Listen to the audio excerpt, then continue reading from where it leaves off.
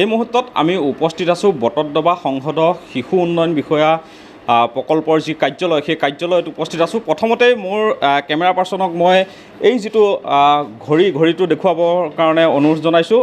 এতিয়া সময় 10:35 হৈছে আৰু এই সময়ছোৱাত যদি আমি উল্লেখ কৰোঁ যে এই যিটো বিষয়া যি শিশু উন্নয়ন বিষয়া যিটো কাৰ্যালয় এই কাৰ্যালয়ত কিন্তু খালী চকী আৰু খালী মেজ বৰ্তমান সময়লৈকে আছে, কিন্তু ইয়াৰ যিসকল বিষয়া কৰ্মচাৰী আছে তেওঁলোক কিন্তু সময়মতে উপস্থিত নোহোৱাৰ অভিযোগ উত্থাপিত হৈছে। আৰু আমি উল্লেখ কৰিছোঁ যে ৰাজ্যৰ ব্যাগম এটা বিভাগ হৈছে সমাজ কল্যাণ বিভাগ। সমাজ কল্যাণ বিভাগৰ একাংশ বিষয়া কৰ্মচাৰীৰ যি কৰ্ম সংস্কৃতিৰ নমুনা, এই পৰিৱেশ দেখুৱাবৰ বাবে আমি আজিৰ দিনটোত উপস্থিত হৈছোঁহি।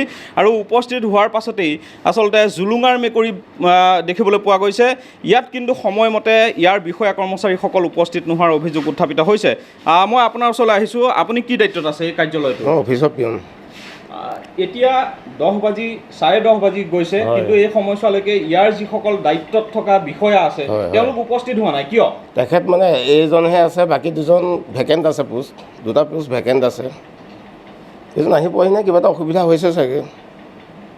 বাকীটো ছুপাৰভাইজাৰ ফিল্ডৰ মানুহ ফিল্ডতে থাকে, তেওঁলোক অলপ দেৰিকৈ। ৰাইজৰ প্ৰায় অভিযোগ থাকে যে ইয়াত যদি ৰাইজে কিবা কামৰ কাৰণে আহে তেওঁলোক উভতি যাবলগীয়া হয়, সময়মতে নাহে ইয়াৰ অফিচাৰসকল।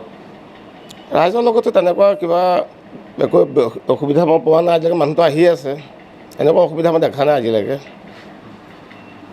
আপুনি ইয়ালৈ কি কাৰণে আহিছে? মই আহিছোঁ ইয়াতে গাড়ী খালী কৰিবলৈ, মাল নমাবলৈ। কি আনিছে আপুনি? মই অনা নাই, মই খালি গাড়ী মাল নমাওঁ, গাড়ীখন আনলোড কৰিম। এতিয়া কিহৰ কাৰণে ৰখি আছে? মই ৰখি আছোঁ, এতিয়া তেওঁলোকৰ মেইন মালিক অহা নাই। মেইন মালিক আহিলে তেতিয়া আমি নমাম, সেইটো কাৰণে ৰখি আছোঁ। আমি উল্লেখ কৰিছোঁ যে ৰাজ্যৰ একাংশ চৰকাৰী কাৰ্যালয়ত ৰাজ্যৰ মুখ্যমন্ত্ৰীগৰাকীয়ে সময় নিৰ্ধাৰিত কৰি দিছে, তাৰপিছতো মুখ্যমন্ত্ৰীৰ যি নিৰ্দেশনা সেই নিৰ্দেশনাক বৃদ্ধাংগুষ্ট দেখুৱাই এনেদৰেই সোপাঢিলা নীতিৰে চৰকাৰী কাৰ্যালয় বৰ্তমান সময়ত চলি আছে। আমি পৰিৱেশটো দেখুৱাইছোঁ। এয়া হৈছে বটদ্ৰৱা সংহত শিশু উন্নয়ন প্ৰকল্পৰ যি কাৰ্যালয়ৰ যিটো পৰিৱেশ। আৰু উল্লেখ কৰিছোঁৱেই যে ৰাজ্যৰ মুখ্যমন্ত্ৰীৰ নিৰ্দেশনাকো যে একাংশ চৰকাৰী বিষয়া কৰ্মচাৰীয়ে কেৰেপ নকৰে। দাদা, মই আপোনাৰ ওচৰলৈ আহিছোঁ। আপুনি এই কাৰ্যালয়টোৰ কি দায়িত্বত আছে? মই ব্লক প্ৰজেক্ট এছিষ্টেণ্ট হয়, ব্লক প্ৰজেক্ট এছিষ্টেণ্ট।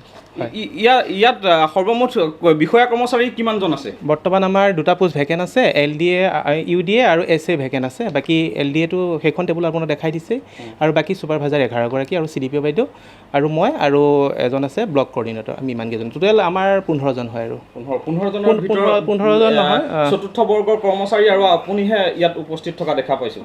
হয়, এতিয়াতো আমিয়ে আছোঁ বৰ্তমান। হয়, চাওক যে 15গৰাকীকৈ বিষয়া কৰ্মচাৰী এই কাৰ্যালয়টোত নিয়োজিত হৈ আছে, তাৰপিছতো এই যি সময়মতে কাৰ্যালয়ত উপস্থিত নোহোৱাৰ যিটো ৰাইজৰ অভিযোগ আছিলে, সেই অভিযোগৰ ভিত্তিত আমি এই কাৰ্যালয়টোত উপস্থিত হৈছিলোঁ।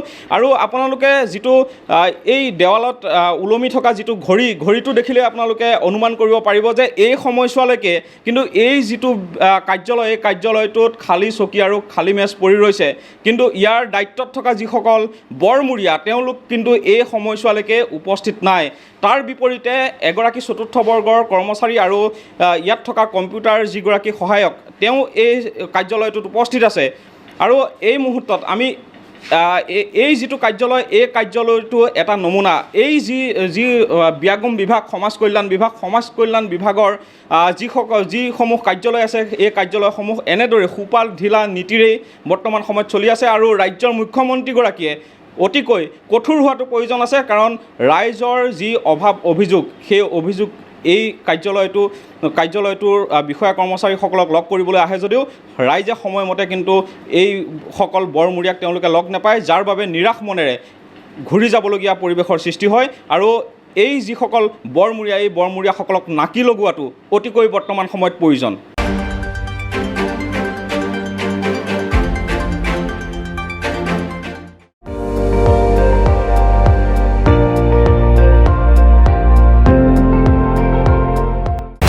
আপুনি চাই আছে ND24, সৰ্বশ্ৰেষ্ঠ নহয় সৰ্বোত্তমৰ দৌৰ।